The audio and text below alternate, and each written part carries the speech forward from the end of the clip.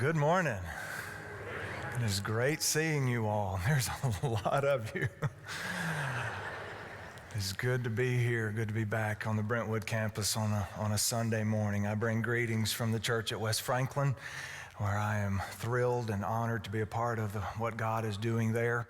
We are this close to being finished with our renovations there on our campus. We're renovating the foyer area, the children's wing, the student area, and the playground. Our playground was a tetanus shot waiting to happen, and we figured it was time to renovate that thing. But we are this close to having it done. As a matter of fact, God willing, next Sunday is our Christmas concert, December 2nd at 3 and at 6. And we hope to have an open house for any of you who are interested in coming to the concert or in between. There will be hot chocolate and cookies involved, so come on, and it'll be a good time. But excited about those things and good to be back with you. I'm going to be in John chapter 2 this morning, the fourth gospel, the second chapter, Matthew, Mark, Luke, and John, second chapter of John, and verses 1 through 12. This is a text that makes Baptists nervous.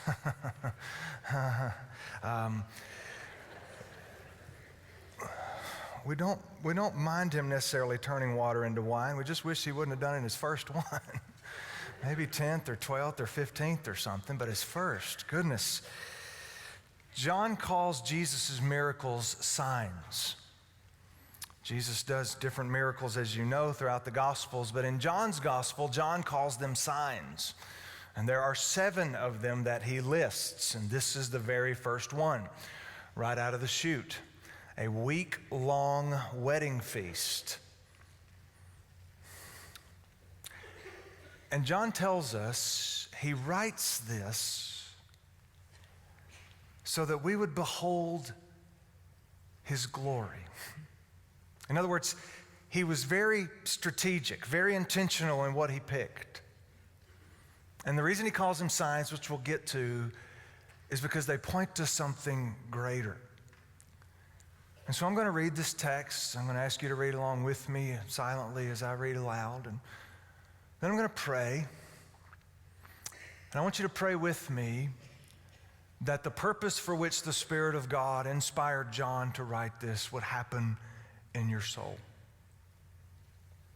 I can talk, you can read, we can understand, but we need the Spirit of God to unveil in our hearts the majesty of Jesus.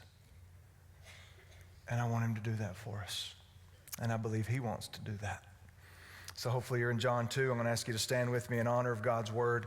And I'll read down through verse 12, beginning with verse 1. John 2, verse 1.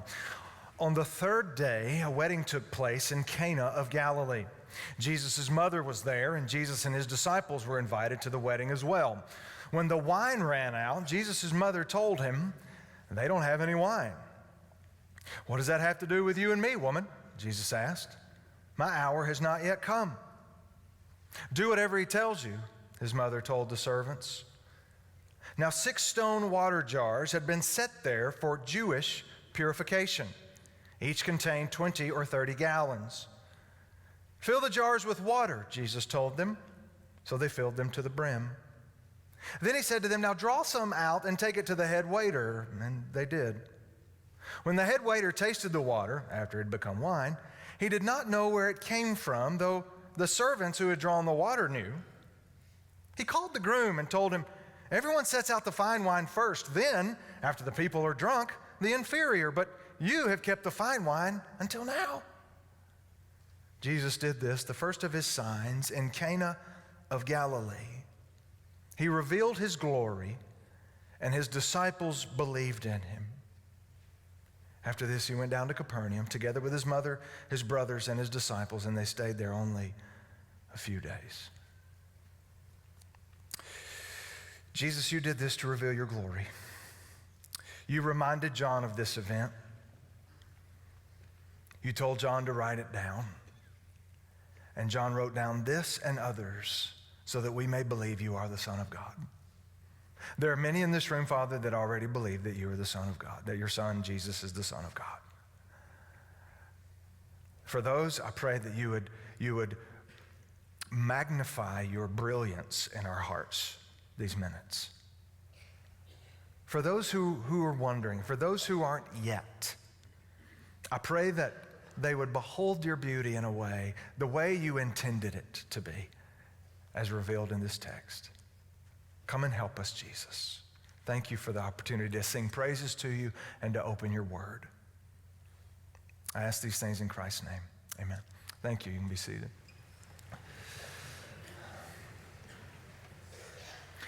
When I think life of the party, several thoughts and several kinds of people come to my mind. As a matter of fact, this guy here comes to my mind when I think of life of the party. I don't know about you, but if I'm going to a party, I want that guy there. Or at least the guy who's photobombing him next to him. You know that you're going to have a good time if this guy shows up to the party.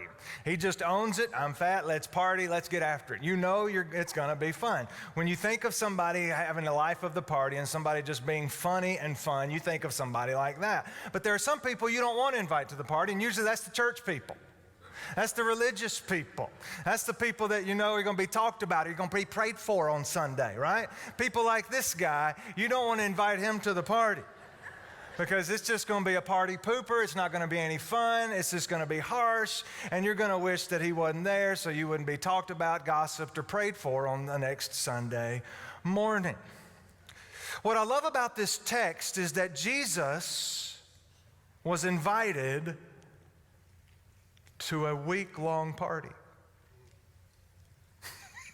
Aren't you glad? It's okay. I am thrilled Jesus was invited to a party. And let's be honest, he saved it. This party was going down fast. Out of wine, nothing but water and Pepsi. Nobody likes Pepsi. And then he comes and dilly-dilly. I mean, Jesus shows up, and they're able to have the party for the rest of the week. And it's not the cheap stuff either. What I love about John's gospel is that he writes to explode our understanding of who Jesus is. Now, I don't believe Jesus is the wild and crazy party guy. That's not the point. But I believe John's wanting us to know that there are times when Jesus is going to lead you to do something and you're going to think he's out to get you. Jesus is going to lead you to do something and you're going to think it hurts you. But John's writing to say, no. When you follow Jesus, it's a celebration in your soul. It's joy. It's life. That's what I love about this. Jesus gets invited to a party because with Jesus there's life. John tells us in verse 1, again, on the third day. We don't know if that meant the third day in the middle of the wedding feast because I think I've already told you that weddings were a week long. Can you imagine, by the way, a week? I mean, I was just with my family and my in-laws for a couple of hours on Thursday. Enough. Can you imagine a week with family and friends? So we don't know if the third day was the middle of the week. We don't know. We don't know if this was the third day after the last thing. I'm just guessing it's in the middle of the wedding feast, towards the middle of it. On the third day, wedding took place in Cana of Galilee. Jesus' mother was there, and Jesus and his disciples were invited to the wedding as well. When the wine ran out, Jesus' mother told him, "They don't have any wine." "What does that have to do with me and you, woman?" Jesus asked. "My hour has not yet come." "Do whatever he tells you," his mother told the servants. So it's a week-long feast. And I wonder what the servants were thinking. I want us to look at this through the eyes of the servants. Jesus always leans in to these guys. These were the ones that were responsible. I mean, can you imagine being a servant at a wedding feast for a whole week? They had to make sure the trash bins were empty. They had to make sure the chicken finger pan was full. They had to make sure the honey mustard was full. They had to make sure the wine did not run out, that kind of thing, for an entire week. Can you imagine feeding? We know that at least 13 30-something-year-old males were invited to this. Can you imagine feeding 13 30-something-year-old guys for a week?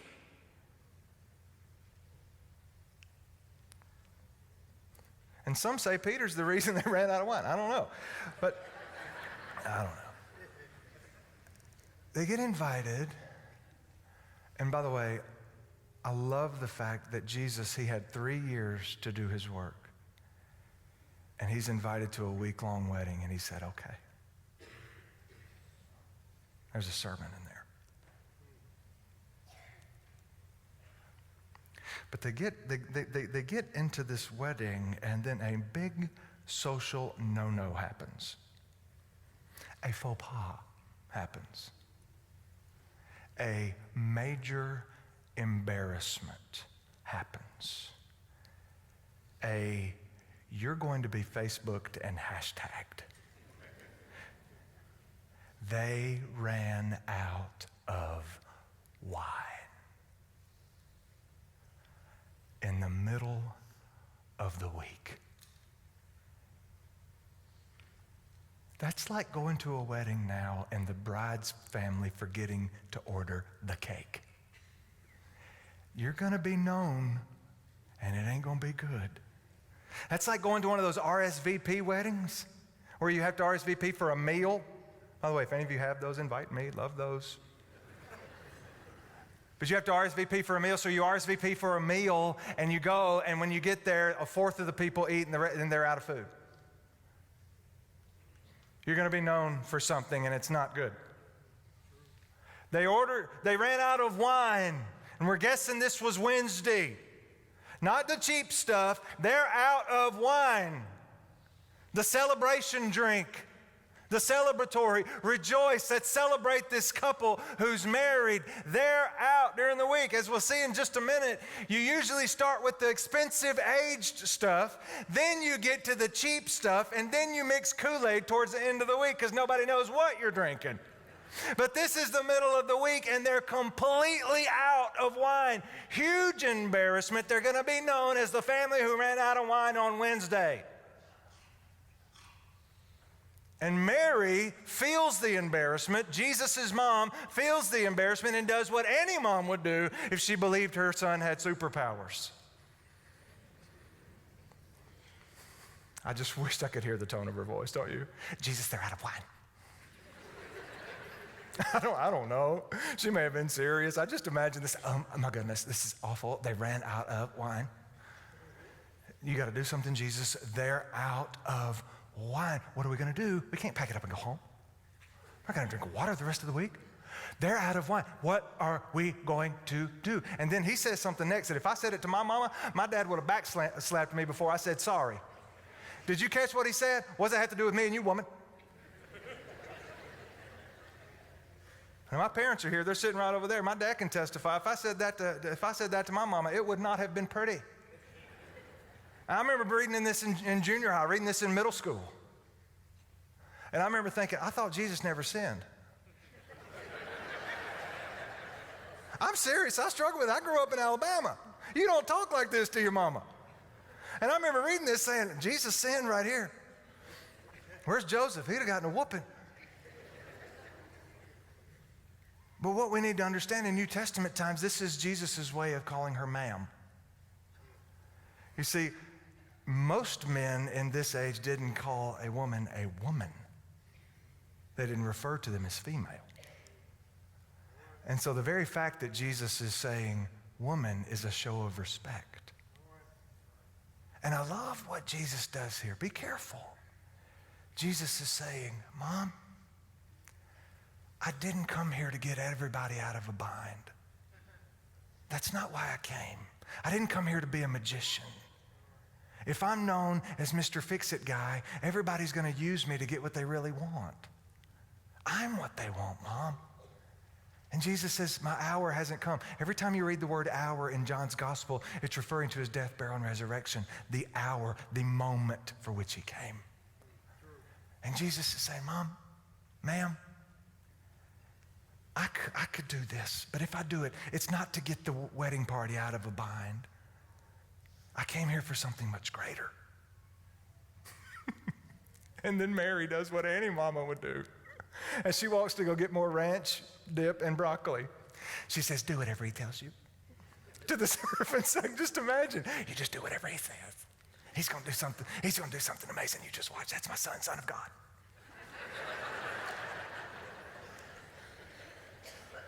You just watch. I love that. And by the way, there's one command, one instruction we read from Mary's lips in the Gospels. And it's some of the wisest words you'll read in the New Testament. Do whatever he tells you. I love that. Mary says, servants, do whatever he says.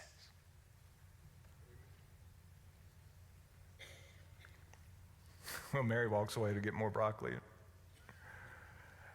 And Jesus and the servants are looking there. Again, I just wished I could have been this. And Jesus has a plan. Look in verse 6. John continues writing, now 6 stone water jars had been set there for Jewish purification. Each contained 20 or 30 gallons. Fill the jars with water, Jesus told them. So they filled them to the brim. Then he said to them, now draw some out and take it to the head waiter. And they did. When the head waiter tasted the water, after it had become wine, he did not know where it came from, though the servants who had drawn the water knew. He called the groom and told him, everyone sets out the fine wine first. Then, after people are drunk, the inferior. But you have kept the fine wine until now. Now this is so important that we notice this, because John tells us that there was something close by that Jesus points to. But you need to understand, Jesus didn't have to do it that way. Jesus was the Son of God, is the Son of God, which means if he wanted several cases of wine, he could have said, all right, servants, right around the corner, there's a wine store. I want you to get several cases of wine, bring it back, and be right here. Somebody will be waiting for you. Jesus could do that. Jesus could have said, I need 100 skins of wine, and it'd be there. He could have said, go get vat after vat after vat of wine and bring it right here. He could have done that. Jesus, the Son of God, could have said, let there be wine. And there was wine. He could have. Have you ever wondered what Jesus was thinking when he had been fasting for 40 days and the tempter said, if you are the Son of God, tell these stones to become bread? He could have said, let there be a Cracker Barrel. And there were biscuits flowing. He could have, but when he didn't, there's another purpose. What was close by? This is important. 6 stone pots. And not just pots for flowers, not just pots for people to drink when they're thirsty. John tells us what these pots were for. Jesus says that there's 6 stone pots there, and these pots were used for Jewish purification. So, very important. The Jews would wash their hands, wash their face. It was another hoop for them to jump through, another part of the law that they tried to keep in order to get God to like them. They wanted to do everything they could to obey the law to get God to like them. Maybe if I do this, God will like me. Maybe if I wash again today, God will like me. Maybe if I wash again this afternoon, God will like me more. God has to like me because I'm clean on the outside. It was a religious ritual that the Jews did to get God on their side. Very important. Jesus says, you see those 6 pots? I want you to fill them. Fill them with water. They didn't have faucets. They didn't have hoses. They had to walk to a well and bring those. And you got to wonder, some of those servants were like, come on, can we just do halfway? I don't know. But we got there, and it says they filled them to the brim. Very important. Jesus said, I want you to fill it all the way to the top. In the language of the New Testament, it means when you look at eye level, you could see the little dome of water on top. Fill it to the brim, which means if you bumped it, water's coming out. It was filled. And then Jesus said, here's what I want you to do. I want you to get a ladle, or whatever. Just no ladle. And I want you to get a ladle. I want you to draw some out. I want you to take it, and I want you to take it to the head waiter. I wonder if the servants were like, no, he's stressed. I don't know. He's going to lose his job. He's out of wine. He's in charge of all this. I don't know. I mean, I bet the head waiter was in there looking for Kool-Aid packets, looking for something to make it last. Anything. Jesus said, I want you to draw some out. I want you to take it to the head waiter. I don't know when. But sometime between the filling up of the pots, the drawing it out, and taking it to the head waiter, that water turned to the richest of wines. The servants, take a swig. And I wonder if take a swig.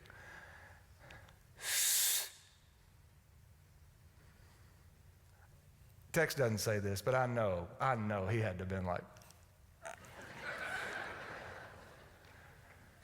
and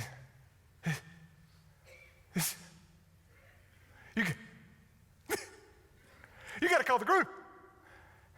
He didn't know Jesus did this. He thought the groom did this. The servants knew. The servants said, this is amazing. I thought my job was over. I thought this was going to be embarrassing to the family. But the groom, he's fascinating. Most people start with the expensive stuff, go to the cheaper stuff, and then go to the real cheap stuff when people are a little blurry.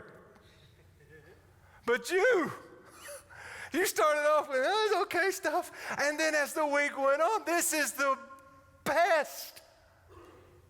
Another translation, a translation I like better says, you have saved the best for last.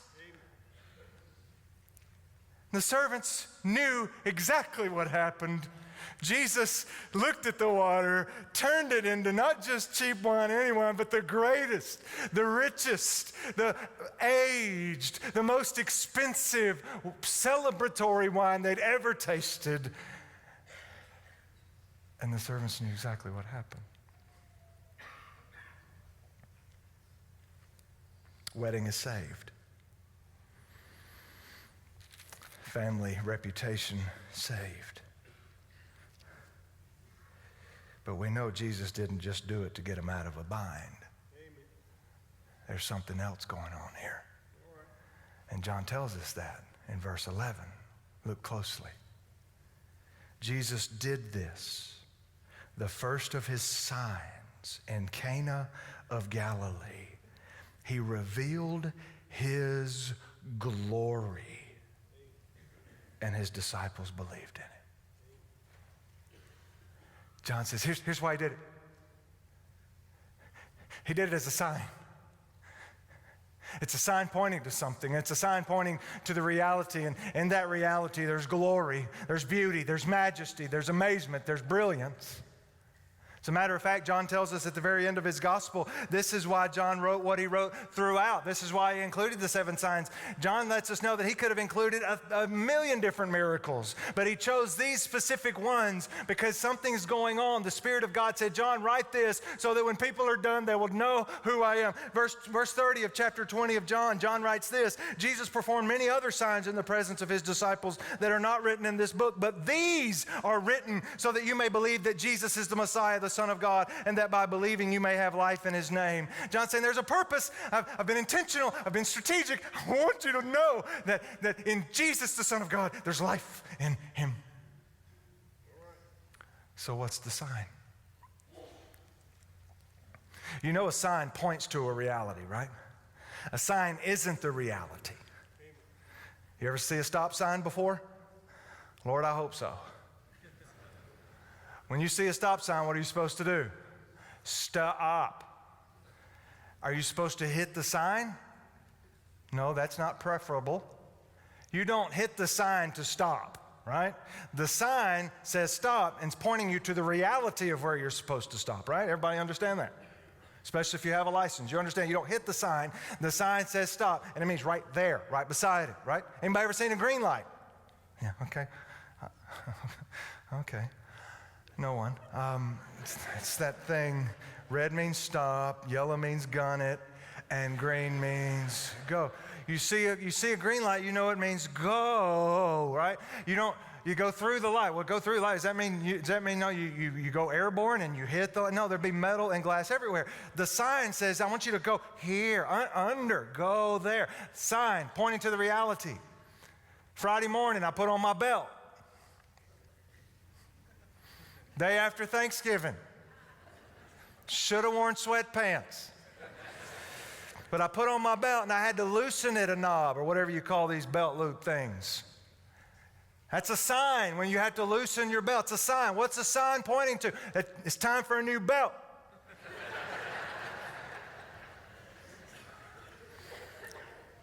A sign points to a reality, right? What's this? What's Jesus doing? See, this sign that Jesus did. He said, I want you to fill up those pots. I want you to fill up those things used for the law. Fill it to the brim. Nothing left. And that's John's way of saying, Jesus' way of doing. God sent Jesus to fulfill the law. Amen. To complete what we could never complete. To complete righteousness and obedience for us. Jesus knew we could never obey the law fully. Jesus knew we could never be righteous on our own. We could never jump through enough hoops to get God to like us. God is saying, I'm sending Jesus because I already love you, and I'm sending him so he can do it all for you. You don't have to worry about doing these things to get God to like you. He already does, and he's fulfilled everything for you. Therefore, if you believe in Jesus, when Jesus looks at you, when God looks at you, he sees perfect obedience now and forever. Amen. Always, if you believe, he sees Jesus as obeying everything perfectly. Amen. Eric, you're welcome at my church anytime.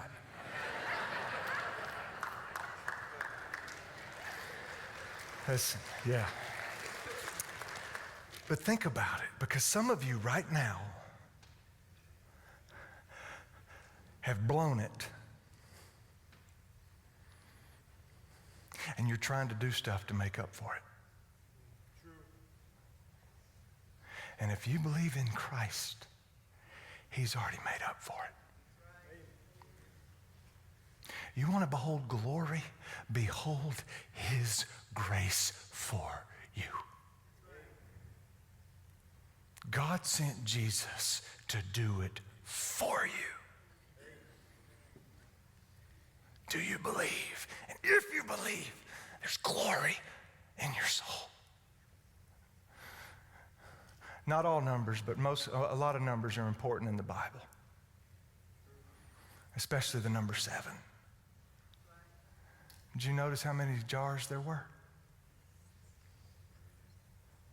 The number 7 means perfect, complete, whole. Which means 6 is incomplete, insufficient, not enough. Jesus is the 7th, if you will. He completes it. But get this, come in here real close. He doesn't just fill it up with water. When you believe in Jesus, your life goes from being water to wine. When you believe in Jesus and you follow Jesus, it gets better over time. Your circumstances may not change. They may get worse. They may get better. That's not the point. What happens when you believe what Jesus has done for you and you follow him, it's like a celebration, a joy that happens in your soul from going with Jesus. That's the sign. He fulfills it and fills our hearts with the finest of joy, the finest of celebration. There's 2 phrases I want to close with this. I want to land the plane with this. Two phrases I want to give you for you to hang your hat on. It's the phrase by Mary and the phrase by the head waiter. Do whatever he tells you, and you've saved the best for last. Do whatever he tells you, and you've saved the best for last. Here's why I put those 2 together. Let's be honest. Jesus leads you to do some things sometimes you don't want to. We sit here in church, we say, do whatever he tells you. Amen, preach. And then he leads us to do something, we're like, oh, I don't know. And Jesus leads us to something, and we're like, But notice the second phrase. That's why John wants to explode our understanding. Because after the servants did something weird, they did what Jesus told them, what'd they get to experience? The head waiter said, my goodness, you've saved the best for last. That's why you put those 2 together. Do whatever he tells you. And when you do it, it's going to seem weird. It may seem hard. It may not seem normal. It may not seem even fun. But once you do it, there's something that's going to happen in your soul. And it's going to be a rich relationship with Christ. A richness that happens. So let me ask you, what in your life right now is water? Water's good, I get that. Jesus calls himself the living water. I mean, in the context of this text, what in your life is just water? What's just blah? And I wonder if there's a correlation. I wonder if there's a parallel between that which is water in your life and you doing whatever he tells you. Because you think doing whatever he tells you is going to make it worse, when in reality, when you do whatever he tells you, that's where there's life. Do whatever he tells you, because he saves the best for last. Jesus, thank you for your word. Thank you for the beauty of it. Thank you for the majesty of it. Lord, I pray that your glory would be known and we would behold it and love it. Actually, I pray that we would love you more, the Jesus who came to do it all for us. Thank you for a chance to gather with brothers and sisters. Thank you that you're alive and you speak. Now, Father, for those of us who know you, I pray that our walk with you would be richer in faith, richer in vibrancy, richer in joy. For those who don't yet, I pray that today that the glory be seen and they surrender their lives to you. They would hear you calling. They would obey and experience a relationship with you that's celebratory and one full of rejoicing. I pray these things in Christ's name.